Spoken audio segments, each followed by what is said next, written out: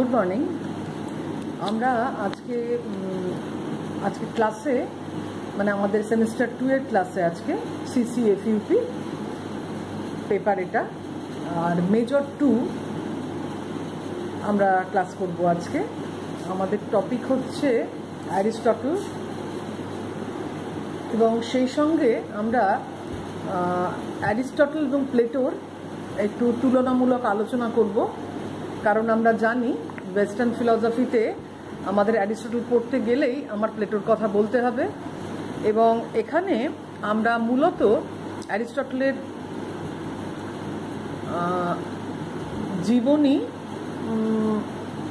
খুব সামান্য, কিন্তু তার সাথে ফিলসফি এবং বিশেষ করে অ্যারিস্টটলের পূর্বসূরি এবং উত্তরসূরিদের প্রভাব তার দর্শনের ওপরে, পূর্বসূরিদের প্রভাব এবং উত্তরসূরিদের ওপরে তার দর্শনের প্রভাব, আমরা মূলত এইটা নিয়ে আলোচনা করব। এবং আমাদের বিখ্যাত হচ্ছে এক্ষেত্রে ধারণা তত্ত্ব।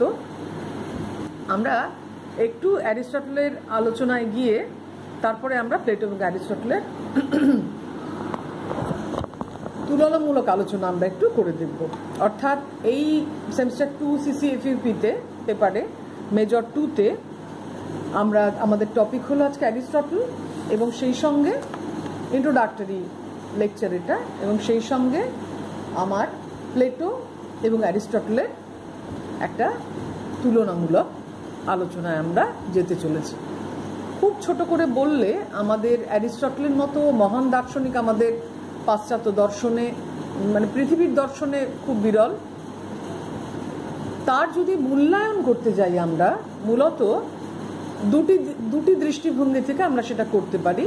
একটা হচ্ছে পূর্বসূরিদের দর্শন, তার অর্থাৎ তার আগের যে দর্শন, এবং তার উত্তরসূরিদের দর্শনের ওপরে তার যে প্রভাব, এই দুটোর কম্বিনেশন একটা। আসলে আমরা দেখি যে সমস্ত বিষয়ে মধ্যযুগে এবং আধুনিক যুগের শুরুতেও বিভিন্ন পণ্ডিতদের মধ্যে এই ধারণাটা বদ্ধমূল ছিল যে অ্যারিস্টটলের অভিমত একদম তর্কহীনভাবে সত্য এবং চূড়ান্ত সত্য। মানে আমরা যেটাকে আমরা বলি বেদবাক্য হিসেবে ধরে নেওয়া, আমরা ঠিক দেখি যে অ্যারিস্টটলের দর্শনটাও ঠিক তেমনই, যে আমরা সব কিছুর আগে তার মতামতকে আমরা তর্কাতীতভাবে আমরা গ্রহণ করে থাকি। এবং সেটা শুধুমাত্র এই ক্ষেত্র নয়, আমরা দেখি যে বিভিন্ন সায়েন্সের বিভিন্ন বিষয়গুলো, জীববিদ্যা, পদার্থবিদ্যার ক্ষেত্রেও, জ্যোতির্বিজ্ঞানের ক্ষেত্রেও অ্যারিস্টটলের যে একটা আলোচনা রয়েছে, যে আলোচনাগুলো রয়েছে, এবং সেগুলো সবই সমস্তই প্রাথমিক স্তরের আলোচনা, এবং সেগুলো সবই সেই বিষয়টাকে সূচনা করেছে। এত গুরুত্বপূর্ণ সেই আলোচনাগুলো।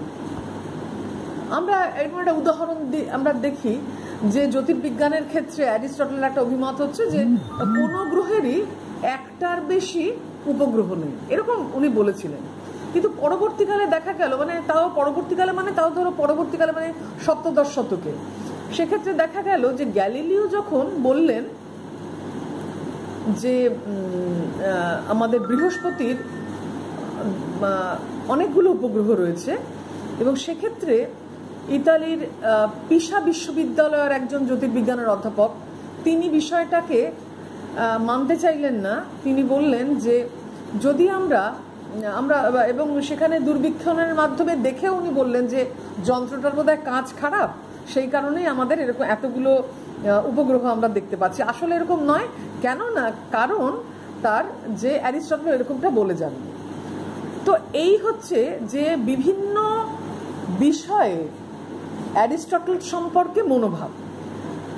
আসলে আমরা যাকে ভার্সেটাইল বলি, মানে সর্ববিদ্যা বিশারদ, অ্যারিস্টটল ছিলেন ঠিক তাই।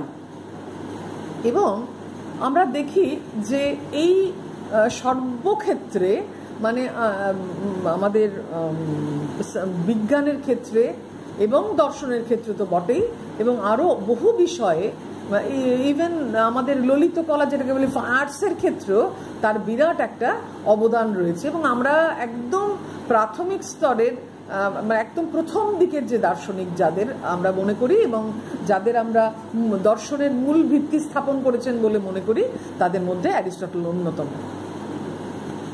ঠিক আমরা যখন এই আলোচনাটাতে যাই, এরকম বলা হয় যে খুব অ্যারিস্টটলকে খুব সোজাভাবে যদি আমি ডিফাইন করি, তাহলে এইরকম বলা হয় যে সমস্ত মানুষই যারা আলোচনা করবে এগুলো, মানুষ মাত্রই হয় প্লেটোপন্থী হবে, না হলে অ্যারিস্টটলপন্থী হবে। অর্থাৎ এদের দুজনের মত বিরুদ্ধ মত। অর্থাৎ প্লেটো যা বলে গেছেন, অ্যারিস্টটল কিন্তু তার সম্পূর্ণ ভিন্ন মত পোষণ করেছেন। তবে আমরা পরবর্তীকালে যখন আলোচনা করি, তখন এই কথাটাকে পুরোপুরি যেমন সত্যিও বলা যায় না, সেক্ষেত্রে কিন্তু পুরোপুরি মিথ্যাও বলা যায় না এই কথাটাকে। তার কারণ হলো যে অ্যারিস্টটল তার যে অভিমত, তিনি সেটা আমরা যদি আলোচনা করি, আমরা যদি অনুধাবন করি অ্যারিস্টটলের তার অভিমত, তাহলে আমরা দেখব যে অ্যারিস্টটল কিন্তু প্লেটোর মতের বিরোধী নন। আমরা বরঞ্চ খুব সুন্দর করে এটাকে বলা যায় এইভাবে যে অ্যারিস্টটলের যে সমস্ত তত্ত্ব দর্শনগুলো কিন্তু প্লেটোর ধারণা তত্ত্বের উপর নির্ভর করে রয়েছে। আমাদের তো আমরা ধারণা মানে প্লেটোর ধারণা তত্ত্ব দর্শনের একটা মূল ভিত্তি বলা যায়। সেক্ষেত্রে আমরা বলি যে প্লেটোর ধারণা তত্ত্বের উপরে নির্ভরশীল হয়ে রয়েছে, যদিও অ্যারিস্টটল প্লেটোর ধারণাবাদকে দোষমুক্ত করেই গ্রহণ করেছিলেন। যে এই যে বিষয়টা, যে অ্যারিস্টটল তার তত্ত্ব দর্শন যেটা, সেটা প্রকৃতপক্ষে ঠিক এরকমই বলা যায় যে প্লেটোর দর্শনেরই পরিমার্জিত রূপ এটা। সুতরাং প্লেটো ছিলেন, আমরা এইভাবে বলবো বিষয়টাকে, যে প্লেটো ছিলেন আইডিয়ালি